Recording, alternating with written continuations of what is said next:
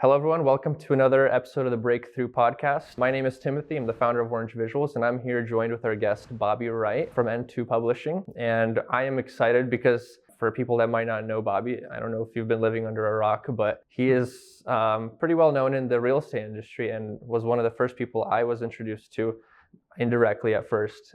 So whether he knows it or not, he's been a big part of how my company has grown. So I'm very excited to talk to him today. Thank you for joining us. Yeah, I'm excited to be here. We've been talking about this for a while, so we're finally making it happen here. Awesome. So for anyone that might not know who you are, what do you do right now in terms of your day-to-day? I run all of our markets for a product called Real Producers, which is a part of the N2 company.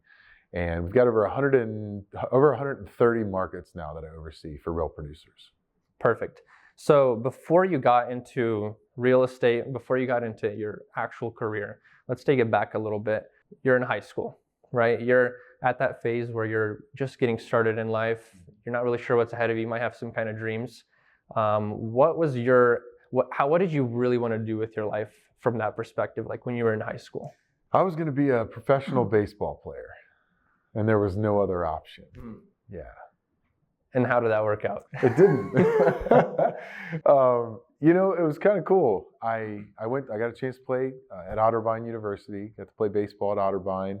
That was great. Made some great relationships there. Some folks that I'm still very well connected with today. A lot of friends, a lot of dear friends, a lot of business connections, a lot of interconnected families. I think there's one neighborhood about 5 miles from the university that I've got 5, 6, 7, maybe more friends that live in that neighborhood and their families that we all played college baseball together. So, had a chance to play college baseball. Did not get the chance to play beyond that initially. Got a chance to a year after I graduated, though. Realized pretty quickly that it was the end of the line. Wasn't good enough. I got released and became a college coach. I coached up until 2014, left the game to propose and marry my now wife. So found something, greater and more meaningful. Mm-hmm. That's awesome. And that had me leaving the game of baseball. So. Wonderful. So when you got to that point where you realized baseball's not for me, and that's what you've been planning to do, at that moment, did you immediately know, like, okay, if that's not going to work, I know what I'm doing? Or was there that period of like wandering and not quite sure of like, where's the next step going to lead me? Great question. I didn't have a clue. I did not have a clue what I was doing. I knew that I appreciated the opportunity to build things, and I needed to interact with people. I'm still that way. I'll always be that way. Mm-hmm. I loved, the things that I look back on now. When people ask me, do you miss it? I run into old friends that are still coaching baseball. Like, do you miss it? And the answer is no, because a lot of the things that I've done since I've left the game, I'm still doing the things that I was doing when I coached. Things like leading, coaching people, helping them reach their goals. The things that I didn't miss, I got to leave back on the field, right? But the things that I appreciate most, I'm still doing. So, I didn't know what I wanted to do. I knew what I was good at, knew what I enjoyed, followed a few people that I looked up to into the industry that, I trusted, and it ended up working out.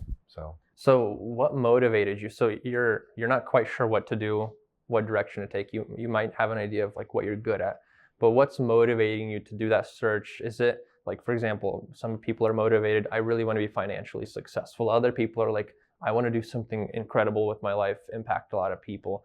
Did you have something like that? Or was it still more like, just see what happens? I really wanted to be a father. I really, I grew up in, 2-parent home with a sibling, and I really wanted the opportunity to raise children and, be married and build a family. Obviously, there's little pieces to that, like financial, and I didn't see myself sacrificing other things for that. That's something that I've always wanted, and that I'm blessed to have now. Three boys, loving wife, and so that was really the goal. In college baseball, I was traveling so much and my wife is also a college coach. So when we were dating, we hardly ever saw each other. It was a lot of, I get done with practice, I'm on the road, drive an hour, get to her place at 10 o'clock at night. We both fall asleep. I'm up at 4:30 in the morning and I'm leaving. So we didn't see each other that much. And, that was really important to me. That was before you were married. Yeah. So I'm going to go a little tangent before we get back to your story, ask you, and especially in the real estate industry, it's so easy to lose track of prioritizing the right people, I would say, like in terms of your relationships, family. It's just the nature of the industry. Yeah. What would be a piece of advice that you've learned over the years that you'd give to someone younger of like how to, if they want to be like you, prioritize family and not sacrifice it in order to build a career? Vision is so very dear to me. My vision, how I want to be, where I want to be in, decades from now. It's not just the canned what's your 3, 5, and 10-year goal? For me, it's more about what I want people to say when I'm gone. And, that helps me connect to the actions that I'm taking in the moment, where it's like, is this what you want people to be saying about you? Are these the people that you want to be associated with? Or are these the people that are going to help you achieve that vision? I can speak toward those individuals' visions as well, but for me, having a really good idea of what I want to be said about me when I'm gone, and having a plan to have that reverse engineered to the day is the way that I stay on track. So if I understood it correctly, you have a vision of your life, like what you want to be as a person, what you want to be known for. When you set your goals for the year, you basically cross-reference, is this in line with that? And then you break it down all the way to the day. Yeah, actually it goes, this might spook you out a little bit, but I've actually written my own obituary already. It's that important to me. And, then I've been able to kind of look at, okay, well, what's the next step? If I'm reverse engineering it,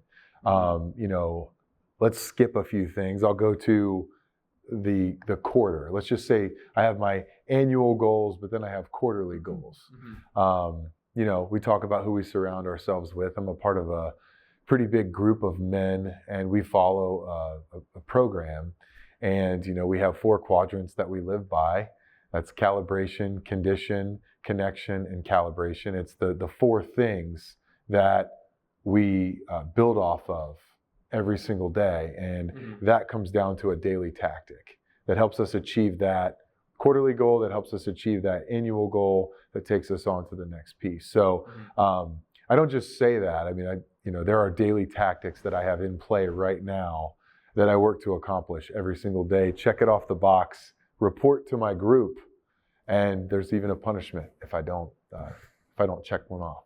I'm gonna come back to like the what you wrote in your obituary, whatever you want to share. But I'm curious, when you set your goals for the year, in my experience, I feel like what you set as a goal is very important if you're going to take it seriously. Because if you have too much expectation for the year, it's going to set the standard and the tone of your day-to-day life. If you're going to be stressing like, I'm not on track to hit my goals, how do you decide whether a goal is big enough that you are pushing yourself, but not too big to where you're actually causing yourself to sacrifice the important things?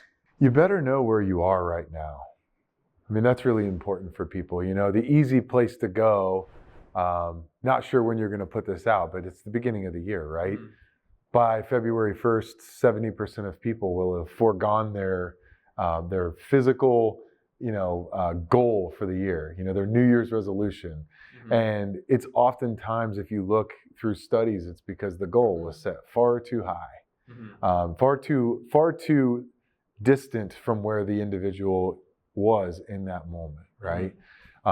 If someone spent years building a habit and they're far overweight, but they want to lose this astronomical amount of weight, that's just not having an idea of where you stand right now. And it certainly could happen within the year, but is it connected then on the other end to your life? Is it something that you can keep in play and then build off of it? One of the big things that we focus on in my men's group is you've got the quarter, that's great. It could be something like having a great morning routine. You might say, I want to wake up at this time. I want to read for 10 minutes. I want to meditate, whatever that looks like. First of all, you can't get to that point if you've been waking up 2 hours after you should, not reading and not meditating. You're actually expecting yourself to do far too much. And to your point, that's what's going to stress you out. If you might as well start with getting up on time. And then if that works out for you, if you're able to implement that and feel good about it, well, then the next quarter, let's talk about spending 10 minutes meditating. So it becomes a habit, it's manageable, but it's not just something that you're going to do because it stops right when it's done, right? Like, I'm going to lose 50 pounds. Well, then what next? Yeah. Maybe it's something smaller that you can build off of that actually changes your entire lifestyle, that takes you toward, like I said, that vision that you have for your life long term. Another thing I personally tried that worked really well, I tried it last November. Instead of setting a yearly goal, setting a goal that is pretty challenging, but something that you could achieve in 90 days, because it's just close enough to where, like, oh, I got to get started today, but it's enough time to actually accomplish something. Yeah. So going back to your story, you get married, you want to raise a family. That's very important to you. At what point did you decide that, when did things shift where you started to feel like you were getting, in terms of career, some kind of momentum and you were going in the direction you wanted to go? I don't know if I've reflected enough on that to know when the moment was that I really started to feel it. Over the years, because when I left coaching, I immediately became an entrepreneur. And it was pretty aimless, So I'm one of those people, that I like to dream a lot. I'm always envisioning things. I like to build. I know details are important, but I'm not great at them. So I would say there was a moment in the beginning of Real Producers, when I started the Columbus market here in Ohio, that I had a team that could handle those details for me. They were very good at those details. They knew I wasn't, and we complemented each other. I feel like that could be a moment in my career where I felt like, wow, like, I'm building a business, I'm building a family, I'm supporting my family, I'm protecting my family, I'm building other people, I'm giving other people opportunities in my team. And at that point in business too, Real Producers was taking off. So I was actually helping other people in other markets launch their business. So I was coaching them, helping them give their families opportunities, other people their opportunities. I'd have to say, without deeper reflection, that's probably the moment in my career where I felt like I feel like I was checking all of the boxes, the most meaningful boxes to me. Now that was 4 years. That was 4 years later. That was 4 years after I left college baseball. So you're basically in the position where you feel like you're using your best, using your talents, your abilities most of the time. Yeah. One thing that fascinates me, I know Katie does a good job of this, I know you did a good job, is connecting with people and networking. What would be your piece of advice? Like, for me, one of my big goals is I want to meet new people. I want to grow in that. What's been your way to help connect with people, especially in the real estate industry when people are so busy? Getting that initial call or just starting that relationship is more difficult than maybe in other areas. What would you recommend? The word connect, that's a big word to me, because I think it gets thrown around a lot. But when you truly connect with someone, it has very little to do with business, right? I mean, I'll have great takeaways from our conversation today. I always do. But my biggest takeaway, before we even hit record, I found out that you just had a daughter less than a year ago, right? And to me, that's connection. That you trust me enough to be vulnerable, to let me know that you're a new dad, right? That's not hard to do. I remember when we had our first, and I was telling everybody, right? It's not hard to tell people that you just had a kid, right? Yeah. But I'm honored that you took the time to share that with me. And now you and I connect deeper because we're fathers. We're both dads, right? I might look at you different in other scenarios in life when we connect further, right? But also, immediately where my mind goes is, who else do I know that just became a dad? That maybe if Timothy starts asking me enough questions, I might even connect him to that person. Mm-hmm. And I think that you can draw that into business, right? But it starts personal. It starts with your intentions with that person. It starts with your intentions with people in general. Mm-hmm. And if you approach conversations really trying to understand more about that person, and you're listening, and you're not thinking about, what can I gain from this person? What can I get from them? And more so, how can I learn how I can help them? Naturally, you do that long enough, then you have a pool of people that you want to make sure they know each other. Like you'd almost feel bad if they didn't know each other. Mm-hmm. And to me, that is true connection. And it just so happens that if you do that enough in business, your business grows. Because then they feel not obligated, but a little bit like you've done them a favor and they want to reciprocate it. Maybe, right? I mean, the thing is I think we owe it to each other as humans to grow together, and we often seek like-minded people anyway. Mm-hmm. So to be someone that helps someone find another like-minded person, that's just a part of humanity. Business is attached to it. We do business with people that we enjoy, and we trust, and that we connect with. And that, to me, I don't know where it came from. Probably the way I was raised. I'm not really sure. I'm thankful that it's important to me. Because I don't know if I would enjoy being in business if a big part of success didn't require connection with other people. Yeah, especially in today's time when everything's so fast-paced, social media, a lot of connections are superficial, and knowing, I feel like it's a currency that most people value, that if you know how to connect deeper than that, you become more valuable and more memorable to people in that sense too. Sure. And if you look me up on social media, you'd be hard to find me.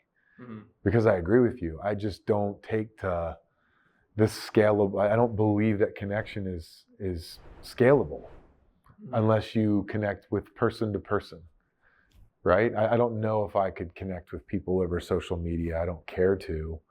I like this. I like conversations one-on-one, and I like one-on-one connections too. I'm just not good at social media. We can help you. Yes. No. Plug. It just doesn't, I don't know. I know the benefit. I don't really, it doesn't make me feel good. Yeah, I understand. So where you are right now, I'm curious to see, what is something you're building or working on? Because you said you love building, that really excites you. Yeah, I mean, there's a lot of things going on right now. Always building myself in those 4 quadrants for sure that I mentioned, but building my family, building my faith spiritually. I'm building my community through my involvement in Real Producers. We're building our Real Producer Area Director community, whether that be the individuals within it or the new people that we're introducing to the opportunity. On the side, I've got a little passion project. All this time I have, right? I don't have much of it, but I've really, really taken a liking to our elder community, the way that we serve our elders, and specifically, the senior living, assisted living community is something that I've really been drawn to. One, because it's a huge challenge in society. I mean, the growth in seniors, 10,000 people are turning 65 every single day. And less of us are having children like you and I, right? Population isn't growing. And we have a lot of holes in society as far as like having available places for people to receive care, affordable care. So I've entered into that industry as an investor and someone who really wants to build smaller scale homes that offer our elders better care ratios, and to still feel like they're a part of the community within the community and not on the outskirts. Mhm. And that's something that I'm really in the beginning stages of. It doesn't feel like it because it's been about a year and a half since I entered it, but there are definitely a lot of opportunities that the industry has. I feel like as a young entrepreneurial person who loves to connect and build and grow, I feel like I'm well suited for it. I just have to figure out exactly where I fit. And maybe this will tie into what you mentioned about what you want to be known for, but I'm curious to see how you think. So it seems like in my life, every year, opportunities multiply, and I'm sure it's even more so for you. And you've done a lot. How do you decide whether to take on or not to take on an opportunity? What's your decision-making process? I'm not going to sit here and tell you I've got a system for it. I've actually, I have not been great at saying no. Mm-hmm. The pandemic was actually very helpful for me. Said no for you? Yeah, it said no for me, right? That was good. The busyness of being a father, I mentioned I have 3 boys. They're all under 8 years old. There are 2 of them are into at least 2 sports each. My wife is a busy college volleyball coach. That actually, I'm thankful, said no for me, those things. I had to make that choice too, right? But I would certainly rather be coaching my son's baseball team than anywhere else, But when it comes to professional opportunities, my mind still always considers the possibilities of things. And why don't we have this for that? And, they really should do that. But I will go back to my vision and asking the question, does this help me advance toward that? Mm-hmm. Or does this take me on a right turn somewhere into the forest that I'm really not certain of? Mm-hmm. And if I can answer that question one way or the other, then that's all I need at this point in my life. But, I say no a lot more today than I did yesterday. And it's because I like to think it's because I'm moving closer to my vision. Mm-hmm. And the more momentum that I've built, the less I really let these things distract me. Mm-hmm. Because it, changes your life along the way. You get more convicted in where you're headed.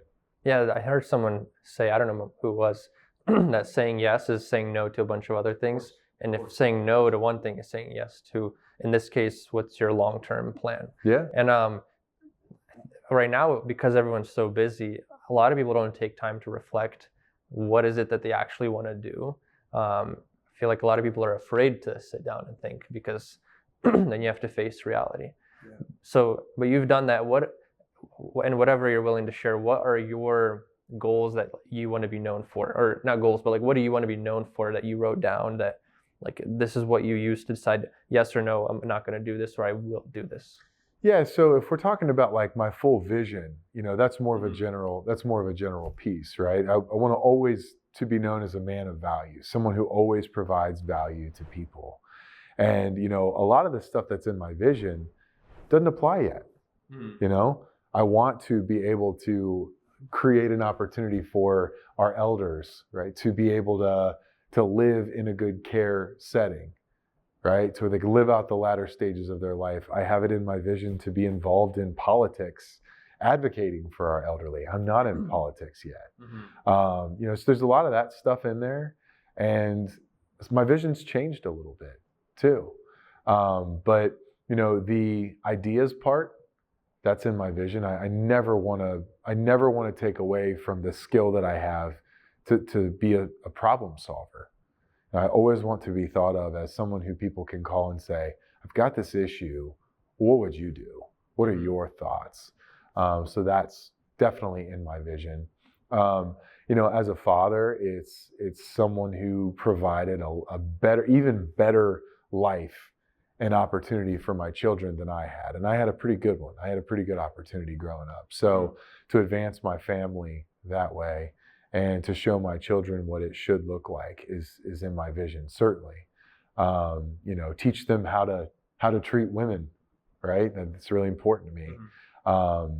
So it goes deeper than that. I'll send you my obituary. I'll take a look. Yeah, but it all is connected to what I'm doing right now. And do I go off the path?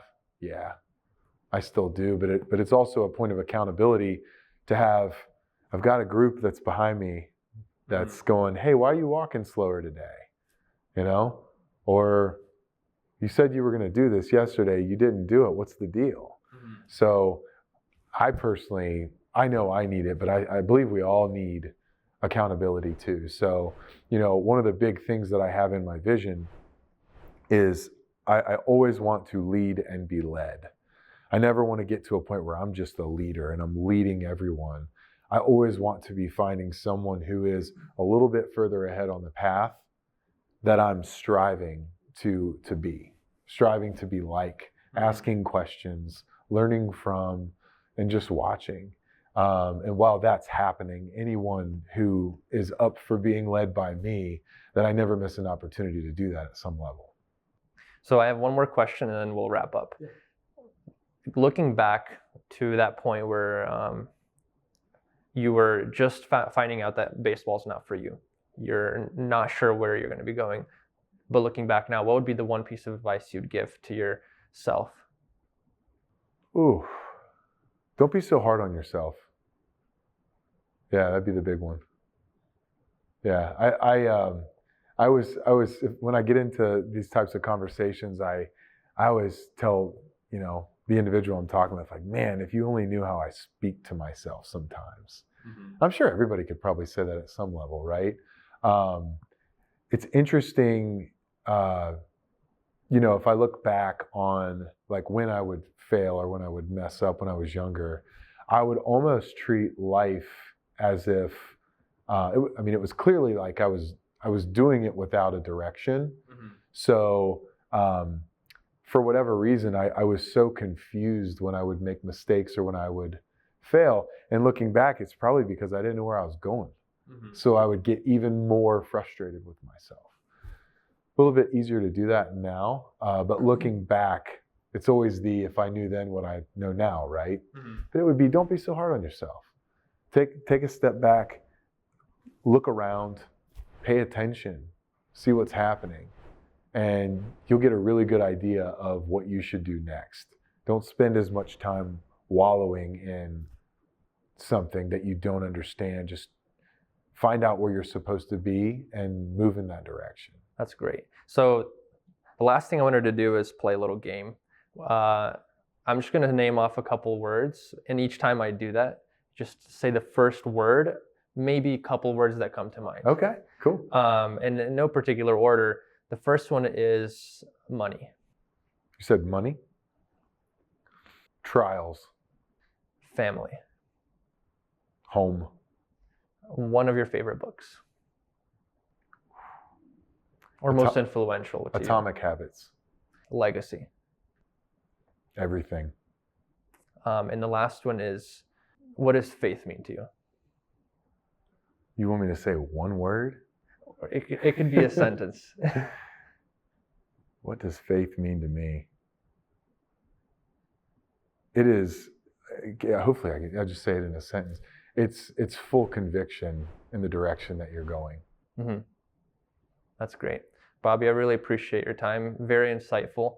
I am more than confident that the people listening will not just be able to learn, but they're going to apply it and it's going to impact their life. So just like you could have told your younger self, well, in this case you did, and I'm very confident. It's helped me, but also even the fact that what you're doing in your life, looking up and seeing, okay, this man, he hasn't figured out, or in some way he has some things figured out, and you can just take example from that. So I really appreciate it. Yeah, man. Congrats on being a dad. Thank you. Yeah.